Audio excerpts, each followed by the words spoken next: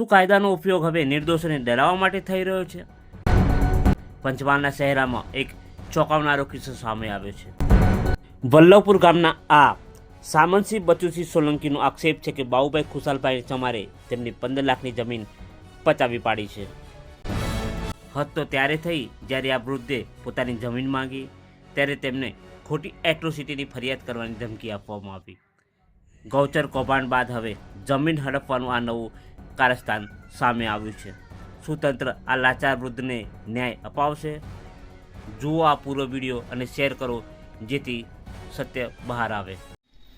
મારી જમીન બાબુ ખુશાલે આજથી 2006-07ની અંદર એવો ડેપ્યુટી હતો તે વખતની અંદર એણે પડાવી લીધેલી છે અને એ આગળની અંદર મને કોઈ દાદા એવા રૂપિયા આપ્યા નથી અને એ રૂપિયા મને કોઈ એણે એ કરેલ નહીં અને એ છતાંય મેં એના આજીજી કરી અને વાત કરી કે પિશાબ તું મને કંઈ થોડા ઘણા આજ તે કાલે જે મારા પરથી મારી બૂન હતો એમણે મારું તો નામાં જતું રહ્યું પણ એણે કેસ દાખલ કર્યો અને એ છતાંય દીપક મોહનથી એણે 3 લાખ રૂપિયા આપી અને એણે એ કર્યા.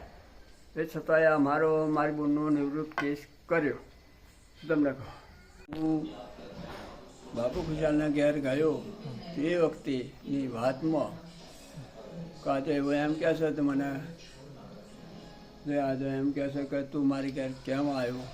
પૈસા લેવાની બાબતમાં આવ્યો હોય તો અહીંથી જતું રહેતી અને એને કંઈ છેલ્લે એમ કહ્યું કે વાતમાં જે કંઈ એટ્રોસિટીની વાત હતી એ તો એટ્રોસિટીના ગુનામતાનો દાખલ કરી દે.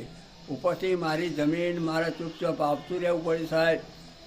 અને એને મને આવો જવાબ આપ્યો એટલે જે કંઈ આગળ પાછળ મારી 15 લાખની અંદર 15 લાખની જમીન એણે વેચી ખાધી એ તો જાણે કે નફામ છે. તમને કહો શું બોલો.